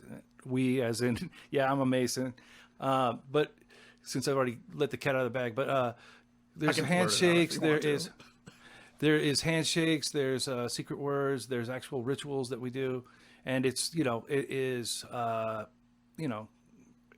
there's value in keeping it protected with the group. Absolutely. So to answer your question about secret societies, I think I think secret society is overly, it freaks people out when they think of the word. It's a term that like holds some connotation. Yeah, it's usually a negative connotation. Whereas like like the Illuminati. I would look at the OTO like as more of like a secret society because we don't share the work, we don't share the members, everything's secret. We keep everything contained. I would say that. Okay, so I have been formally initiated into the OTO. I'm a member. The way it was explained to me from the OTO perspective is that an organization that has some form of initiatory ritual that they are practicing and passing down from generation to generation that they're not talking about, generally that is done because they're trying to add sacredness to a thing. They're trying to, it's not done because it's immoral or because they're like trying to get away with something. It's done because they're trying to hold something. It's similar to how like the Mormons have their rituals that they don't talk about openly. Mm-hmm. It's just sacred to them, Similar concept for us. And because our membership and the rites and rituals are not openly published to some point, they would consider that to be a secret society. So from the OTO's perspective, the Masons would qualify. From the Masons' perspective, they would not. Yeah, the Masons would tell you they're not. But it also, the word secret society comes with this like connotation, which is like, why, it's like, that's like why bad guys trying to take stuff over, and really, it's much more of like people coming together to have conversations about things that they consider to be sacred. Yeah, and look, it's not for everybody to join a group and to do a lot of memorizing stuff and partake in degrees that you have to wait a certain period of time to take, or you have to earn your way to the next degree through your works and practices or time. Sometimes it's based on calendar time. Throughout these different organizations, there, some people benefit hugely from that because there is a degree of, social. Yeah. There's a social aspect to it where you get to be around people that share the same, beliefs and focus and interests. A lot of your hobbies you'll find are like overlapping with these people. But some people are, they're solo. They just do the best work solo. Well, would you say that if you're interested in the occult, you have to join some formal organization like the OTO or anything? I would agree with you. I would say you don't have to by any means. No. But I do think if you are open to learning, I would recommend that there is something to be gained. Yeah, they exist, and and you'll know if you fit in or not, like right away. Oh, totally. It's like it's not like these movies where and maybe there are some secret groups out there that are very dangerous. Well, like there are cults out there that are predatory. You Yeah. know, like we have to recognize that those groups do exist somewhere out there. You know, I haven't run into one yet myself, but but they're I'm out sure there. they're out there. They're out there, definitely. And in certain parts of Oregon, I've seen some pretty scary groups out Sure. there that when they get you in, you can't leave. That's a little different. That's Yeah, more like and a I don't think religion. that's definitely not the experience that I've had. But with specific to the occult organizations. to the ones that are in our sphere that we're talking about, right. none of those are really hugely dangerous. There might be predators in any group or dangerous people that like an individual might be bad. But yeah, the and organization eventually itself, they yeah. become known and they get catapulted out of the group. So what's the point then? Like, okay, so we've said community, being around people that are interested in the same kind of things you're interested in. I think those are two major points. I think we haven't touched on one that we can only have a surface level conversation about, which is initiation. Right. Like, I've taken oaths to protect the specifics of initiation, and I intend to uphold those. But that being said, like, what's the point? Like, why bring somebody in order to do some formalized thing that everybody else has also gone through? What's the point? Because everyone has at the seed of their essence of being, they want to, and again, I'm not saying it's everybody, but the ones that find themselves in these places, Yeah. in these groups, there is a desire to connect with the divine or to learn something new about themselves that perhaps that they wouldn't necessarily get in church or at work or in a bowling club or something like that. Yeah, You know? absolutely. So there's And the divine doesn't have to be like God. It can be some kind of higher concept. It doesn't have to like be. if we're going to go thelemic, Yeah. your holy guardian angel, right, or your own true will. Yeah, absolutely. When you want to Yeah. understand your own purpose and your own will as you evolve. So how does an initiation ceremony feed into their ability to have that experience that they're looking for? Those individuals that choose to initiate. That's kind of hard to answer without going down, explaining what might be in a ritual. Yeah. But just think of it as like, and again, it's not hazing. It's definitely not hazing. But and think I had of a it like, question think about it before I got into any of these things. Yeah. Like, am I about to be hazed? Right. It is not. No. It's more. It's what's to me what I get out of it is, so it's easier for me to answer from my subjective perspective. Is okay. I enjoy doing something that hundreds of years ago they were doing the same script, and maybe on the Masonic side, my great grandfather. There's a tradition to it. They did the exact same ritual that I, as possibly a past master, did for some new candidate that comes in, and you see that spark in their eyes that they're that they walk away with one new nugget of something. And I know it sounds silly if you've never been involved in a fraternity or something like that, but as you repeat the ritual of initiation over and over again, not only does the student learn something, but the one that's performing the initiation does as well. Right. There is something powerful and a bonding moment from the mentor to the apprentice or the new student. Yeah.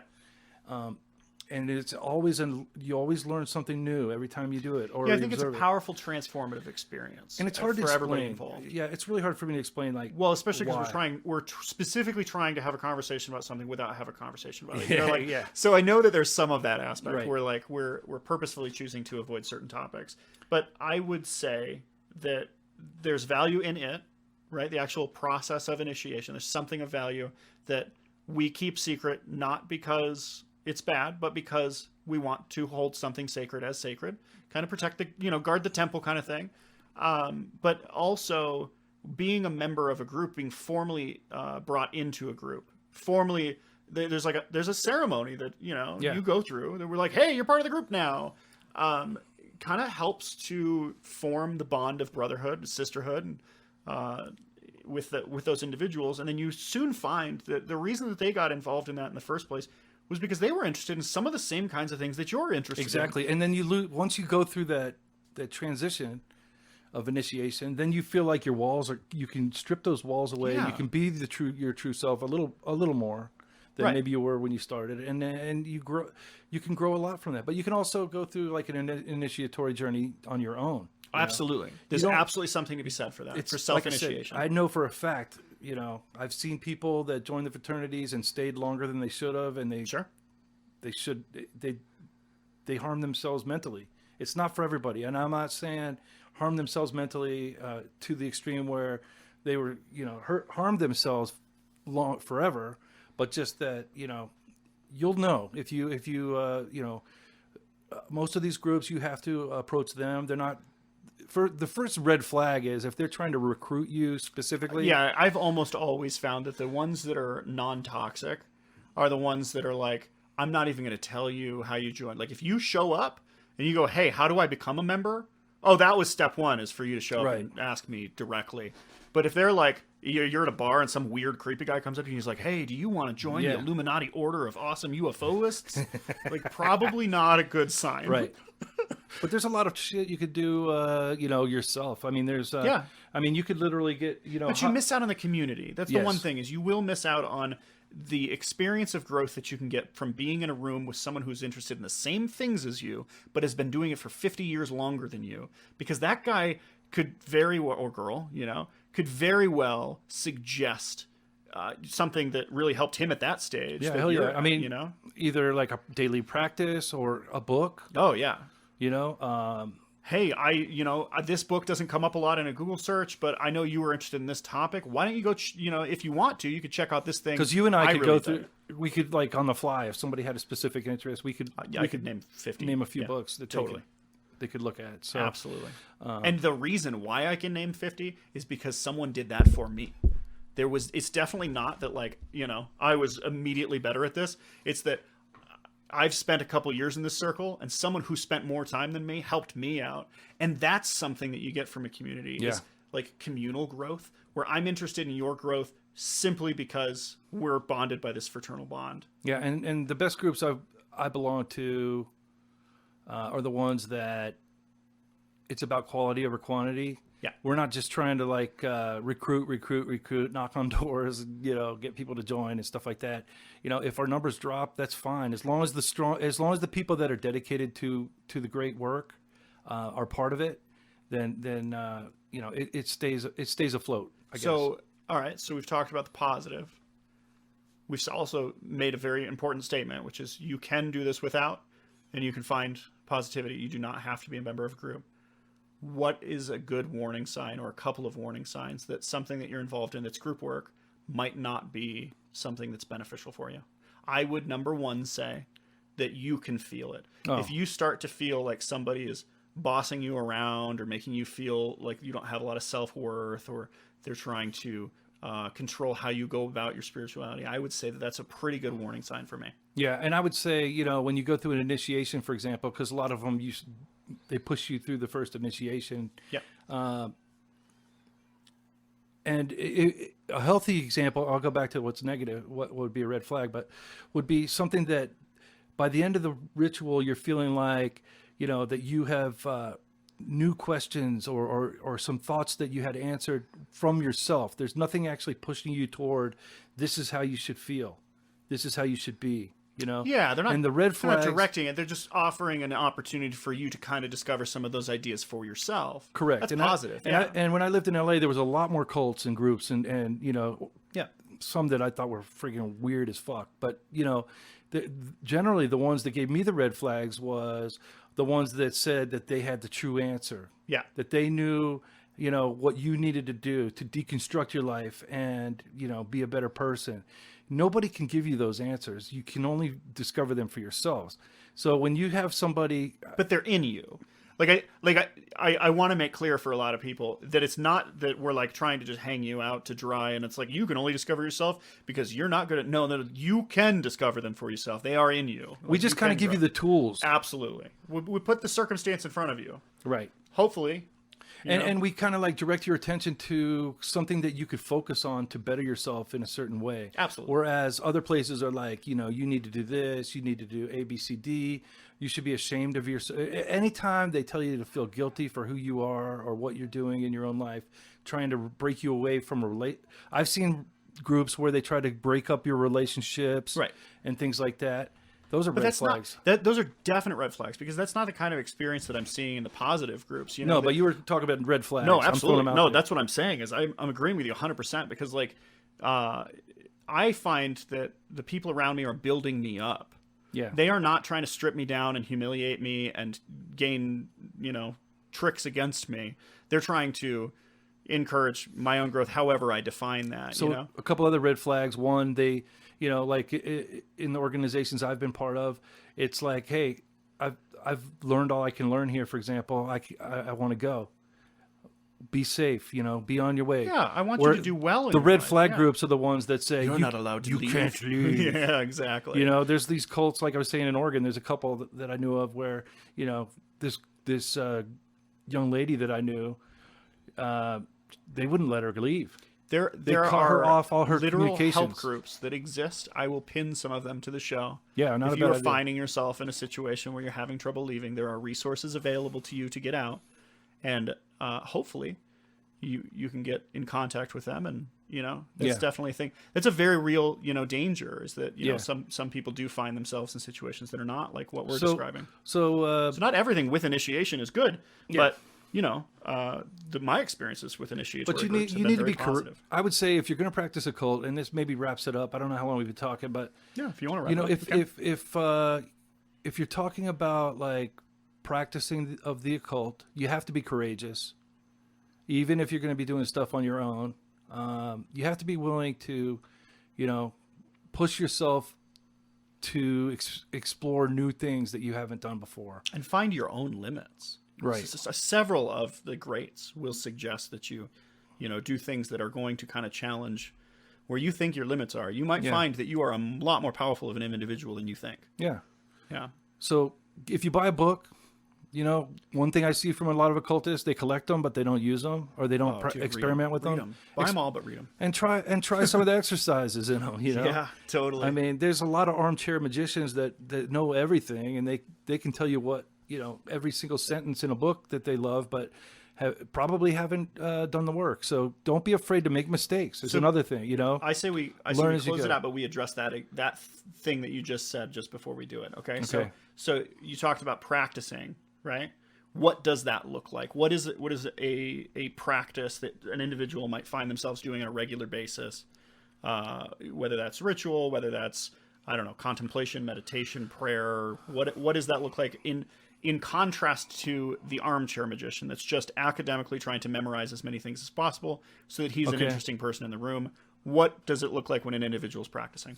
Okay, so again, I'm no expert. I'm just saying from my point of view, from your perspective. What I feel like is, if you went out and bought a book on a specific type of practice, let's say Goetia, which probably is way over a lot of folks' heads here. Not a good starting spot. Okay, so let's say you get a book on it's a good book though. On the ritual practices of Wicca. Okay, they're gonna have in there. They're going to have certain daily routine things like that Liber Rest thing we were talking about before, where there might be some adorations. Right. There might be like a couple chapters that describe why to do the adorations, what it's all about.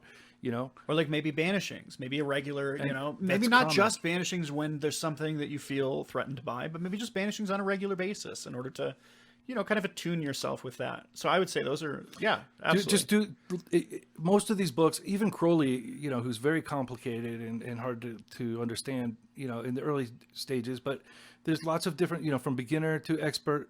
There is usually exercises in the books to practice. Yeah. So if it's resonating with you, with what you're reading about, and you want to really explore it, dive in. Give yourself, there's a couple reasons. One, it will make you feel like, I've actually done the work instead of just read about it. I don't know how to explain it outside of that. To me, it's pretty self-explanatory. Yeah, do the work and see if it makes sense. Don't just do ritual. Don't just do whatever the practice is. Let's say it's meditation. Let's say it's ritual. Let's say it's banishings. Let's say it's it doesn't matter what the fuck it is, right?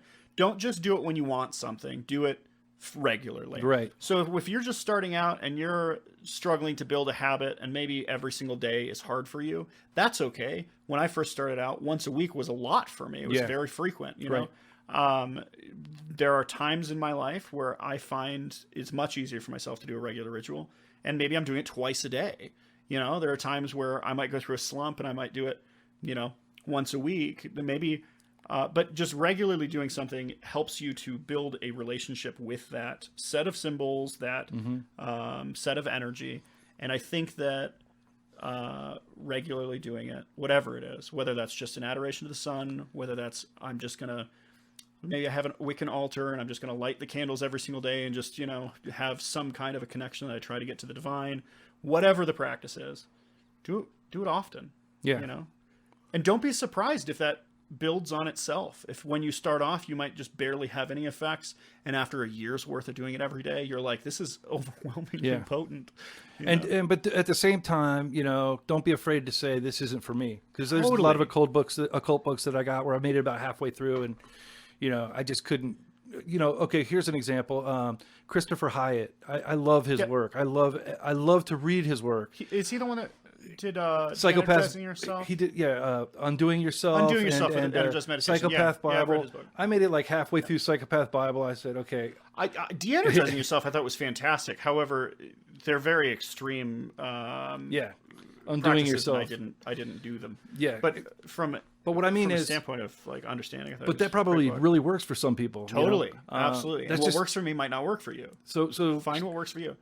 Also don't be afraid to reject the bullshit, because like like any, you know, anything in the world, especially these kind of things, there's going to be somebody writing a book just so they can sell books. Yeah. Don't be afraid to just be like, oh man, I could name like 3 or 4 of them. I don't want to call anyone out specific, I'm not going to either. But me and you just thought of the same 3 people. I think we're both thinking of at least one. Yeah, for sure. All right, cool. Well, I really appreciate your time, Frater Mavis. Do you want to plug yourself so people can find you if you ever... Well, yeah, I mean, I'm not doing too much now. I put out a couple... published some stuff. So I published some books called Chaos Fear Magazine quite a while ago. But I mean, if you want to find me, I don't necessarily post a lot of my magic practices online because I like to keep it in a diary, but I am reachable on Twitter at, I think it's at Frater Mavis. If you look me up, Mabus. And we'll link all of that in the show notes. So if you go to whitewoodpodcast.com and go to the specific episode, we'll show some pictures of some of the stuff that we talked about today and any links to any stuff that we want to link to. Yeah, and I'd be interested, to hear what you think of this, because I've done a couple podcasts like 20 years ago, maybe 10 years ago. I'd be interested to just give some feedback. Yeah, so if you want to reach out to Frater Mavis, you can reach out to me directly at nate@whitewoodpodcast.com, and I will pass the message along. And if there's interest, I know I had a really good time today. I did too. Hope that you did. So if you want to come back on for some other later topic, maybe we dive into like some of the deeper weeds and some topic that is not so surface level. Like we just want to define the occult. I'd like to go today, deeper on any of these things. That'd be great. But absolutely. I'd love to come back and shoot the shit with you. Awesome. Cool.